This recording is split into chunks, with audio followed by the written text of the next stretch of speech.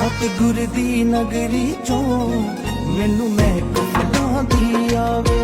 सतगुर दी नगरी चों मैनू महक फुलां दी आवे। सतगुर दी नगरी चों मैनू महक फुलां दी आवे।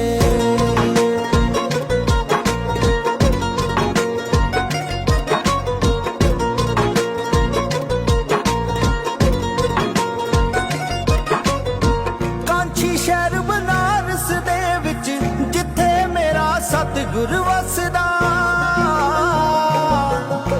कुल दुनिया दा मालिक हो के दुनिया नू जोड़े गंढ दसदा। हाँ दुनिया नू जोड़े गंढ दसदा।